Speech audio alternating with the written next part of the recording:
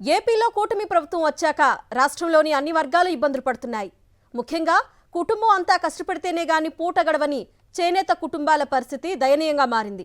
ఎన్నికల సమయంలో నేతన్నలకు ఇచ్చిన ఏ ఒక్క హామీని కూటమి ప్రభుత్వం నెరవేర్చలేదు.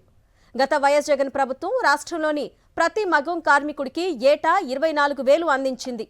కూటమి ప్రభుత్వం వచ్చాక ఏటా 25,000 ఇస్తామని చంద్రబాబు, పవన్ కళ్యాణ్ హామీ ఇచ్చారు. ఏడాదిన్నర అయినా ఇంతవరకు ఒక్క రూపాయి ఇవ్వలేదు. చంద్రబాబు ప్రభుత్వం వచ్చాక తమ పరిస్థితి అగమ్యగోచరంగా మారిందని నేతన్నలు తీవ్ర ఆవేదన వ్యక్తం చేస్తున్నారు. కోనసీమ జిల్లాలోని నేతన్నల పరిస్థితిపై సాక్షి టీవీ గ్రౌండ్ రిపోర్ట్.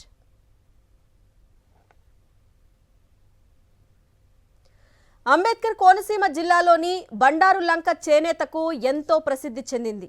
గతంలో దాదాపు 3,000 కుటుంబాలు బండారు లంకలో చేనేత వృత్తిపై ఆధారపడి జీవనం సాగించేవి. ప్రభుత్వాల నిరాదరణ కారణంగా రోజు గడవని స్థితిలో 90% చేనేత కుటుంబాలు ఈ వృత్తిని వదిలేశాయి. వైఎస్ జగన్ సీఎం అయ్యాక బండారు లంకలో చేనేత కుటుంబాల సంఖ్య 300 నుంచి 800కు పెరిగింది.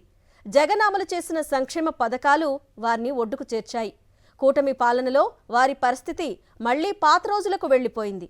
ఇచ్చిన హామీలు తీర్చకపోగా గతంలో జగన్ ఇచ్చిన ఏటా 24,000 నేతన్న హస్తం కూడా నిలిచిపోయింది. ఉచిత విద్యుత్ హామీ అమలు కాలేదు. దీంతో మరోసారి నేతన్నలు తమ వృత్తిని వీడే పరిస్థితులు కనిపిస్తున్నాయి.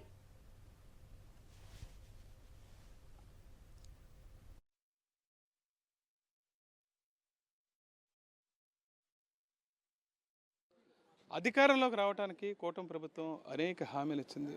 ముఖ్యంగా నేతన్నలకు సంబంధించి ఖచ్చితంగా హ్యాండ్లూమ్కి అయితే 200 యూనిట్లు, పవర్ లూమ్స్కి అయితే 500 యూనిట్లు విద్యుత్ ఫ్రీగా ఇస్తామని చెప్పారు.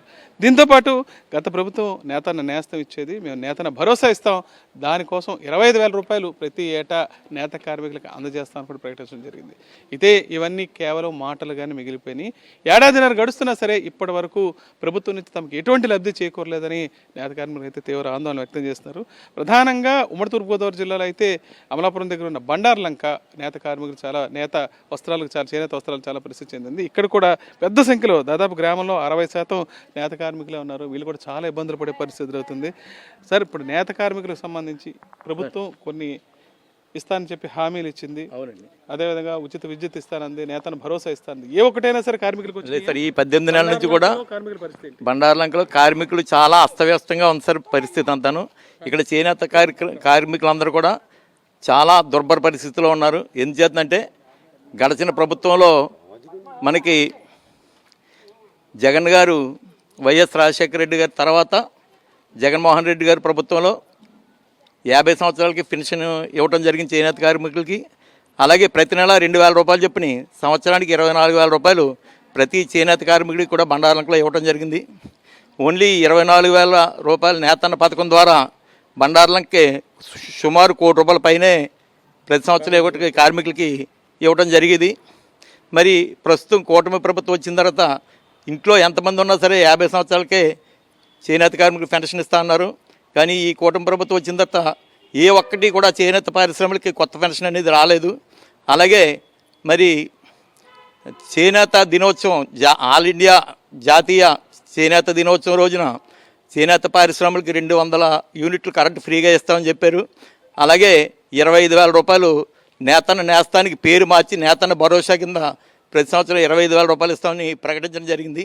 అయితే అది ప్రకటనలకే పరిమితమైంది తప్ప ఈ రోజు వరకు కూడా కూటమి ప్రభుత్వం వచ్చిన తర్వాత చేనేత కార్మికుడికి ఏ రకమైన ఒక్క రూపాయి కూడా ఎక్స్ట్రా లబ్ధి జరగలేదనేది మా ఆవేదన. ఆడది కండీలు చుట్టాలండి, నూలు ఒడుక్కోవాలి, ఉడికిన తర్వాత మళ్ళీ జంత్రానికి పంపాలి.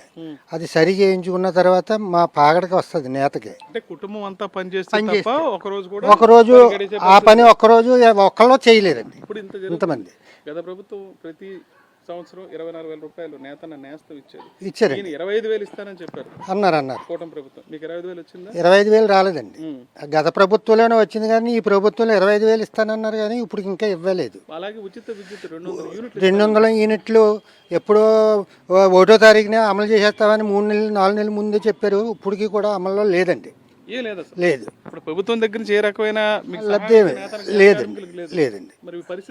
పరిస్థితి అంటే అంత ముందు మీద చాలా ఇబ్బంది పడుతున్నాం ఈ ప్రభుత్వం వచ్చిన తర్వాత. గత ప్రభుత్వంలో ఎంతో కొంత నెలకి సంవత్సరానికి నెలకి 2,000 చొప్పున 24,000 మొగ్గానికి వేశారు. అది కొంతంత ఉపయోగకరంగా ఉండేది. మరి ఇప్పుడు అది లేదు కదండి. పని వాళ్ళ కుటుంబం అంతా పనిచేసినా అండి, ఇద్దరు పిల్లలతో బతకాలంటే చాలా కష్టమైన పరిస్థితి. కనీసం ఇప్పుడు ఉన్నటువంటి రేట్లకి, ఇప్పుడు ఉండేటువంటి వేవర్స్కి గిట్టుబాటుని సంబంధించి టాలీ వేసుకుంటే కాఫీ టిఫిన్ డబ్బులు వస్తాయండి. వాళ్ళు యాక్సిడెంట్గా పని అడ్జస్ట్మెంట్ చేసుకుంటే ఈ పరిస్థితుల మీద ఆధారపడి వాళ్ళకి 2 పూట్ల తిండి తినేటువంటి అవకాశం లేదు. అంత దయనీయమైన పరిస్థితి. అంత కింద స్థాయి ధరలు కూడా పెరిగిపోతున్నాయి. నూలు ధరలు పెరుగుతున్నాయండి. తర్వాత ఏమో అదే మన కెమికల్స్ అన్నీ విపరీతంగా పెరగటం అండి. తర్వాత ఏంటంటే ఈ కూలీ మాత్రం పెద్దగా ఆశించినంత విధంగా పెరగడం లేదండి. ఇప్పుడు ఒక కుటుంబం మొత్తం ఒక రోజు పని చేస్తే మొత్తం అందరికి దక్కేదంతా దక్కిది కష్టమేనండి. ఏమైనా పెద్ద నేతలు ఏమైనా నేర్చుకునే వాళ్ళకి అయితే 200 రావచ్చేమో కానీ, లేకపోతే 100 రూపాయలు రావాలంటే కుటుంబం అంతా కష్టపడినా కూడా రాని పరిస్థితి అండి ఇవాళ. చెప్తున్నాను కదండి. సాయం అంటే లాస్ట్ టైంలో గత ప్రభుత్వంలో 24,000 వేసి కొంత సాయం అందించడం వల్ల కొంత ప్రాబ్లం సాల్వ్ అయిందండి. తర్వాత ఈ ప్రభుత్వం వచ్చిన తర్వాత 25,000 వేస్తూ ఉన్నారు, వేయలేదు. ఒక్క రూపాయి కూడా రాలేదండి. మొత్తం కార్మికుల పరిస్థితి ఎంత దయనీయంగా ఉందో చెప్తున్నారు. సాధారణంగా చేనేత కుటుంబాల్లో కుటుంబం అంతా పనిచేస్తారు. రోజంతా పని చేస్తే తప్ప రోజు గడవని పరిస్థితి. ఇది కేవలం బండారులంక ఒక ప్రాంతానికి పరిమితం కాలేదు. రాష్ట్రంలో ఎక్కడైనా సరే చేనేత చీరలు కానీ ఇతరత్ర చేనేత వస్త్రాలు ఏవి చేసినా సరే ఖచ్చితంగా కుటుంబంలో అందరూ పనిచేయాల్సి ఉంటుంది. అప్పుడు కానీ రోజువారీ కూలీ కూడా దక్కే పరిస్థితి లేదని వీళ్ళు ఆవేదన వ్యక్తం చేస్తారు. చెప్పండి, ఇప్పుడు నూలుకైతే ధరలు ఎలా ఉన్నాయి? నూలు ధరలు, కెమికల్స్ ధరలు ఇవన్నీ పెరుగుతున్నాయి తప్ప తగ్గట్లేదు. ఇంకో ప్రభుత్వం సహాయం అందట్లేదని చెప్తున్నారు. మీరే ఉంటారు సార్? ఈరోజు గత ప్రభుత్వాల్లో మనకి ఇద్దరు నాయకులు చేనేత పరిశ్రమని 2 కళ్ళుగా చూసుకున్నారు. వాళ్ళు ఎవరంటే డాక్టర్ వైఎస్ రాజశేఖర రెడ్డి గారు, వారు తనయుడు జగన్మోహన్ రెడ్డి గారు. వాళ్ళిద్దరు అయ్యంలో కూడా చేనేత కార్మికులు 2 పూట్ల పని కల్పించి, అదేవిధంగా జిఎస్టీలో కానీ వీటిలన్నీ కూడా వాళ్ళు ఒక పద్ధతిగా తీసుకుని వచ్చారు. దానివల్ల చేనేత కార్మికులకు చాలా ఉపయోగపడిందండి. ఇవాళ ఇది దీన్ని ఏమంటారంటే ఇది పెళ్లికి ఉపయోగపడేదండి. మధుపరకాలు అంటారు. అటువంటి మధుపరకాలను వేసే బండార్లంకలో కూడా చేనేత కార్మికులు ఈ 6 చీరలు 6 మధుపరకాలు తయారు చేస్తున్నాయి కానీ 1000 రూపాయలు వస్తుంది. ఇదంతా కంప్లీట్ అవ్వాలంటే కనీసం 10 days పడుతుందండి. మరి అటువంటి పరిస్థితులు దీన పరిస్థితుల్లో ఉన్నారు. అటువంటి పరిస్థితులను ఆలోచించి జగన్మోహన్ రెడ్డి గారు ఆ రోజున ఆలోచించి చేనేత పరిశ్రమలో ఇవన్నీ ప్రత్యక్షంగా చూసి ఆయన 24,000 రూపాయలు చేనేత కార్మికులకు ఇవ్వటం జరిగింది. అది చేనేత కార్మికులకు చాలా తోడ్పడిందండి. భవిష్యత్తులో కూడా 24,000 రూపాయలు వీళ్ళు చేసుకుని వీళ్ళ చేతితో పాటు పిల్లల్ని కూడా చదివించుకుని, అలాగే రీయింబర్స్మెంట్ అన్నీ కూడా కరెక్ట్గా చేనేత కార్మికులకు అంది. ఇంట్లో 50,000 దాటిన అందరికీ పెన్షన్ ఇస్తానన్నారు. అసలు వస్తుందో? అసలు ఎవ్వరికీ లేదండి. ఇది వరకు జగన్మోహన్ రెడ్డి గారు ఉండగా అలా సంతకం పెడితే మళ్ళీ మరుటి నెల వచ్చేసేది 50 పెన్షన్. ఈ రోజున 50 సంవత్సరాలు దాటిన వాళ్ళు బండాలంకలో చేనేత కార్మికులు చాలామంది ఉన్నారండి. కొంచెం ఇంచుమించు 1,200-1,300 మంది పెన్షన్లకి ఈ రోజు అర్హులై ఉన్నారు, ఇక్కడ రావట్లేదు. అలాగే 50 సంవత్సరాలు దాటిన బీసీలందరికీ కూడా పెన్షన్ ఇస్తానని వాగ్దానం చేయడం జరిగింది. అలాగే కూటమి ప్రభుత్వంలో ఇప్పుడున్న సీఎం గారు, డిప్యూటీ సీఎం గారు కూడా ఇదే కోనసీమలో గడియాస్తంభం సెంటర్లో 24,000 కాదు మేము 25,000 ఇస్తామని ఇద్దరు కూడా గంటాపదంగా చెప్పడం జరిగింది. అది ఒక్క అబద్ధాలతో చేనేత కార్మికులు ఓట్లు కూడా కొల్లగొట్టి ఈ ప్రభుత్వం ఏర్పాటు చేసుకుంది. దాదాపు ఒక బండార్లంకలో తీసుకుంటే గ్రామంలో 60% కేవలం ఈ నేత వస్త్రాల తయారీ మీద ఆధారపడి ఉంటారు. ఇప్పుడున్న పరిస్థితుల్లో అయితే ఎవరు కూడా ఏ ఒక్కరు కూడా సంతోషంగా లేరు. ఎందుకంటే ప్రతి కుటుంబంలో కూడా ఆదాయం లేదు, మరో ప్రభుత్వం నుంచి సహాయం లేదని తీవ్ర ఆందోళన అయితే ఇక్కడ వ్యక్తం అవుతుంది. ముఖ్యంగా ప్రభుత్వం ఏదైతే హామీలు ఇచ్చిందో 25,000 రూపాయలు నేతన్న భరోసా కింద ప్రకటించిందో ఆ డబ్బులు రావట్లేదు. అదనంగా ఇంట్లో ఎంతమంది ఉంటే అంతమందికి పెన్షన్లు ఇస్తా ఉన్నారు, అది కూడా రావట్లేదు. కనీసం ఉచిత విద్యుత్ 200 యూనిట్లు ఇస్తున్నారు, అది కూడా రావటం లేదని తీవ్ర ఆందోళన వ్యక్తం చేస్తున్నారు. ప్రభుత్వం ఏదైతే మాటలు ఇచ్చిందో వాటినైనా కనీసం నెరవేర్చుకునే పరిస్థితి ఉండాలని వీళ్ళంతా కోరుతున్నారు. బండార్లంక నుంచి విజయ స్మృతికల్ సరీష్ ఫర్ సాక్షి న్యూస్. చేనేత పనిలో మహిళది కీలక పాత్ర. మగవాళ్లు మగ్గం నేస్తే మిగిలిన సహకార పనులన్నీ మహిళలే చేస్తారు. మొత్తం కుటుంబంలోని వారంతా పనిచేస్తేనే పూట గడుస్తుంది. మహిళలు ఇంట్లో పని చేసుకొని తర్వాత చేనేత పనిలోకి దిగుతారు. కుటుంబం అంతా కష్టపడినా రోజుకు 200-300కు మించి ఆదాయం రావడం లేదని ఆవేదన వ్యక్తం చేస్తున్నారు. ప్రభుత్వం నుంచి ఎలాంటి సహాయం అందకపోవడంతో తమ పరిస్థితి హీనంగా తయారైందని వాపోతున్నారు. దీంతో తరాల నుంచి చేస్తున్న ఈ వృత్తి నుంచి బయటపడక తప్పదేమో అనిపిస్తోందని ఆందోళన వ్యక్తం చేస్తున్నారు. మరింత సమాచారాన్ని మా ప్రతినిధి హరీష్ అందిస్తారు. చేనేత కుటుంబాల్లో కుటుంబం గడవాలంటే ఖచ్చితంగా ఇంట్లో మహిళ పనిచేయాల్సి ఉంటుంది. ప్రతిరోజు కూడా కుటుంబం అంతా పనిచేస్తే తప్ప రోజు గడవని స్థితి అక్కడ నెలకొంటుంది. ఈ నేపథ్యంలో బండార్లం గ్రామంలో చూసుకున్నా సరే మొత్తం మహిళలు ప్రతి ఇంట్లో కూడా ఖచ్చితంగా ఈ చేనేతలో వస్త్రాల తయారీలో పాలు పంచుకుంటారు. అమ్మ చెప్పండి, మీరు లేకుండా అసలు ఈ వస్త్రాల తయారీ కూడా పూర్తి కాదంటారు. మీ పాత్ర ఏముంటుందమ్మా ఇందులో అసలు? పూర్తిగా చెప్పాలంటే మగవాళ్ళకన్నా ఆడవాళ్ళ హెల్పింగ్ ఎక్కువ ఉంటేనే వాళ్ళు నేస్తారండి. ఏమేం చేస్తుంటారు? మేము అచ్చి అతకటం కానీ అల్లుకడం ఉండటం కానీ కండ్లు చుట్టడం, కండ్లు అవి టైంకి పెట్టుకోవడం, ఇవన్నీ కూడా మేము వెనకాల చేస్తేనే మగ్గం రన్నింగ్ అవుతుందండి మగవాళ్ళకి పూర్తిగా కూడా. అమ్మ ఇప్పుడు మీరు ఎంత సాయం చేస్తారు? సాధారణంగా బయట ఎక్కడ కూలి పనులు చేసిన ఒక రోజు సాయంత్రం అయ్యేటప్పటికి 600-700 దక్కే పరిస్థితుంది. మరి చేనేత కుటుంబాల్లో మహిళలతో పాటు మొత్తం కుటుంబం అంతా చేస్తారు కదా, అసలు మీకు ఏం దక్కుతుంది? మరి ఇదే వృత్తి అలవాటు అయిపోయిందండి. దీని మీద ఆధారపడి నేర్చుకోవటం వల్ల మరి బయటికి వెళ్ళి మేము ఎటువంటి పని చేసుకోలేమండి. దీని మీద ఆధారపడి పూర్వం నుంచి కూడా ఇదే నేర్చుకున్నాం, ఇందులోనే ఉండిపోవాల్సి ఉన్నదండి. గత ప్రభుత్వం రైతన్న నేస్తం చేనేత నేస్తం కింద మీకు 24,000 సంవత్సరానికి ఇచ్చేది. అలాగే ఇంట్లో 50,000 పైబడిన వాళ్ళకి ఒక పెన్షన్ కూడా ఇచ్చింది. ఇప్పుడు కొత్త ప్రభుత్వం ఇవన్నీ కూడా మేము ఎక్కువ ఇస్తాం, నేతన భరోసా కింద 25,000 రూపాయలు ఇస్తా ఉంది. ఎవరికైనా వచ్చిందమ్మా? లేదండి, ఇప్పటి వరకు కూడాను మాకు గత ప్రభుత్వంలో ప్రతి సంవత్సరం కూడా మాకు 25,000 రూపాయలు చొప్పున వచ్చినాయండి. మరి ఆ రకంగా ప్రభుత్వం ఆదుకుంది. మరి ఈ ప్రభుత్వం వచ్చేప్పుడే 18 నెలలుగా వస్తుందండి. మరి ఎటువంటి సహాయం కూడా మాకు ఆర్థిక సహాయం లేదండి ప్రభుత్వం నుంచి. అలాగే 200 యూనిట్లు కరెంట్ ఇస్తా ఉన్నారు, అది కూడా మాకు అందుబాటులోకి రాలేదండి. మేము కరెంటు ఉండి నేర్చుకుంటే కానీ చేనేత మాకు జరగదండి. అటువంటిది కరెంటు బిల్లు కట్టుకుని పిల్లలు చదివించుకుని ఇవన్నీ కూడా మేము కష్టార్జితమే చేసుకోవాల్సి వస్తుంది. మినిమం అప్పులు మిగులుతున్నాయండి. చేనేత మీద మాకు వచ్చిన ఆదాయం ఎటువంటిది లేదండి ప్రభుత్వం నుంచి. అయితే వైపు అమ్మ శ్రమ మిగులుతుంది, చిన్న పెద్ద తారతమ్యం లేకుండా ఇంట్లో వాళ్ళంతా పని చేయాలి కదమ్మా. ఒకవైపు ఏమో శ్రమ పెరుగుతుంది, ఇంకో వైపు ఏమో కనీసం అసలు ఆదాయం వచ్చే పరిస్థితి కనపడలేదండి. ఏంటమ్మా పరిస్థితి? ఎలా నెట్టుకొస్తున్నారు? నెట్టుకొస్తున్నామండి, అలాగే నెట్టుకొస్తున్నామండి. ఏదో గడుతుందంటే గడుతుంది అంతే అండి. ఇందులో మీరు చేసే పని ఏంటమ్మా? మామూలుగా మేము కండ్లు చుడతామండి. మామూలుగా లేచినప్పుడల్లా మొగ్గలోకి వెళ్తాం. చేస్తారు మగ్గం పని మీరు కూడా వచ్చిందండి. మీ సహాయంతో ఇద్దరం కలిపి నేస్తే కానీ చీర కూడా అవదండి. రోజు చీర కూడా అవదండి.